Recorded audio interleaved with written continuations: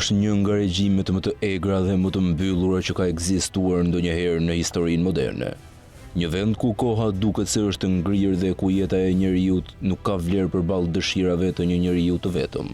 Diktatorit suprem, që prej ndarjes së gatishullit korean në vitin 1945, Korea e Veriut është kthyer në një shtet njëpartiak, të kontrolluar me dorë të hekur nga familja Kim.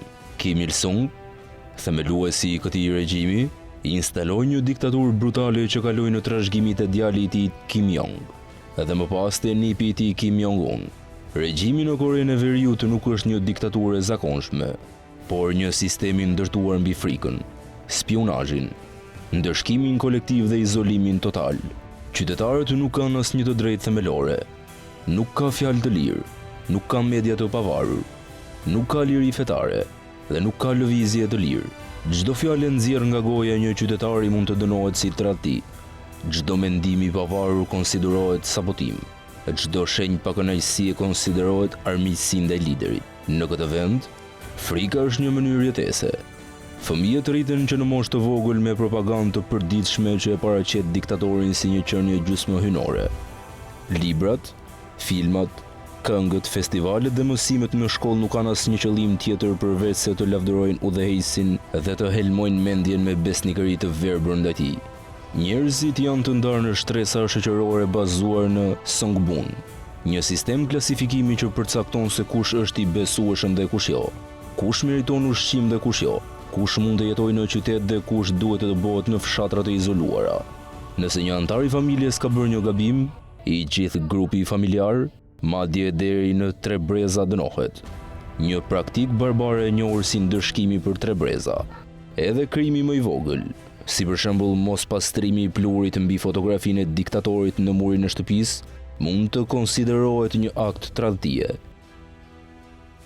Ky fakt është një nga më të pabesueshmit për njerëzit që jetojnë në liri. Në çdo dhomë të çdo shtëpie, fotografitë e liderëve Kim Il-sung dhe Kim Jong duhet të vendosen në një vend të dukshëm dhe të mbahen të pastra çdo ditë. Policia speciale bën kontrolle të befasishme dhe nëse gjendet pluhur mbi këto fotografi, i gjithë grupi familjar mund të dënohet me burg ose internim në kampet e punës për 3 breza me radhë. Në Korenë e Veriut ekzistojnë 10 kampe përqendrimi, të njohura si kampet e ndëshkimit, ku njerëzit mbahen pa gjyq për vite të tëra, punojnë në kushte çnjerëzore, vuajnë nga uria, torturat dhe sëmundjet, dhe ku një numri pa llogaritshëm të burgosurish kanë humbur jetën. Disa prej këtyre kampeve janë aq të mëdha sa që duken edhe nga sateliti dhe besohet se mbajnë brenda tyre më shumë se 100.000 të burgosur në çdo moment. Të burgosurit punojnë 12 deri në 16 orë në ditë pa pushim, pa ushqim të mjaftueshëm dhe në kushte poshtëruese. Disa punojnë në miniera, disa në ndërtim, disa në bujqësi dhe disa të tjerë në fabrikat që prodhojnë sende për eksport që mbajnë etiketa të vendeve të tjera.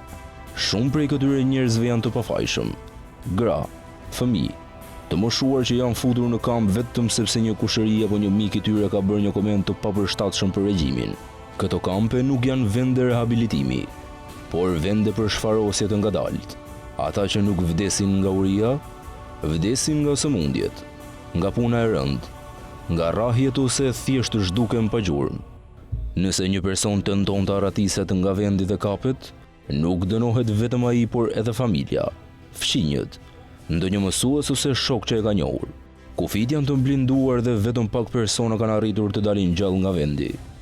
Ata që kanë dëshmuar për botën perëndimore për jetën në Korenë e Veriut tregojnë histori të tmerrshme, për kanibalizëm gjatë periudhave të urisë, për familje që fshihen natën për të ngrënë një lëvore peme, për fëmijë që humbin jetën rrugëve, për nëna që shesin trupin për një tas oriz. Në vitet e 90 Korea e Veriut përjetoi një uri masive ku vdiqën qindra mijëra njerëz, ndoshta miliona, por regjimi nuk pranoi asnjëherë fajin.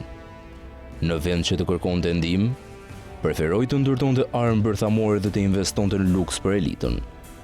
Në këtë regjim nuk ka vend për dashuri të lirë, për mendim të lirë, për zgjedhje të lirë. Martesat organizohen shpesh nga partia. Spionët janë kudo. Fqinjët spionojnë fqinjët, nxënësit spionojnë mësuesit, fëmijët spionojnë prindërit. Frika është mjeti më i fuqishëm i regjimit. Qytetarët mësohen të mos kenë ndjenja, të mos bëjmë pyetje dhe të mos u ndërrojnë. Ata duhet të qeshin kur lideri flet, të qajnë kur ai është i mërzitur dhe të ndihen krenar për çdo vendim që ai merr, pavarësisht se sa shkatrues mund të jetë. Propaganda është gjithandej, në mure, në televizor, në shkolla dhe në rrugë. Udhëheqësi nuk mund të përmendet ndryshe përveç se me fjalë lavdërimi. Ata që guxojnë të flasin ndryshe zhduken në heshtje. Në Korenë e Veriut, vetë e vërteta është një krim. Regjimi ndërton realitet të rrem, fshin historinë, falsifikon statistikat dhe krijon një botë fiktive ku gjithçka është perfekte. Qytetarët jetojnë në varfëri ekstreme, ndërsa liderët udhëtojnë me makina luksoze, ndërtojnë vila të fshehta dhe organizojnë festa madhështore.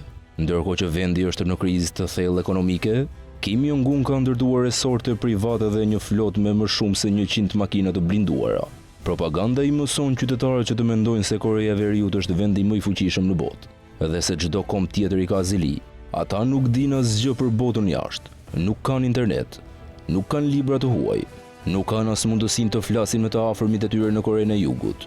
Radio dhe televizionet janë të kontrolluara. Celularet janë të kufizuar dhe çdo përpjekje për të hyrë në informacione nga jashtë dënohet si spionazh. Shumë qytetarë përpiqen të arratisen drejt Kinës, por edhe aty janë të rrezikuar, sepse autoritetet kineze shpesh i kthejnë pas, duke i dorëzuar në duart e sigurimit korean. Gratë që arratisen shpesh bien viktima e trafikimit të qenieve njerëzore, shiten për martesuse e prostitucion, ndërsa burrat përfundojnë në kampe. Disa mbërrin në Korenë e Jugut, ku përpiqen të ndërtojnë një jetë të re, por shumica nuk ja dalin. Ata janë të traumatizuar, të friksuar dhe të hutuar nga liria. Jetojnë me fajin që lanë familjen pas, ose me të merrin se mund të jenë ndëshkuar. Diktatura në Korenë e Veriut është një plagë e hapur në ndërgjegjen e njerëzimit. Ajo nuk është vetëm një sistem politik, por një makineri njerëzore që ka shkatëruar jetë të panumërta. Dhe ndërsa bota përqafon teknologjinë, globalizimin dhe progresin, një pjesë e saj është ende robe një ideologjie të sëmur, ku fotografia e një diktatori në mur përcakton jetën apo vdekjen e një familje. Nëse ka një vend që tregon sa larg mund të shkojë një regjim nëse nuk ndalet, është pikërisht Korea e Veriut.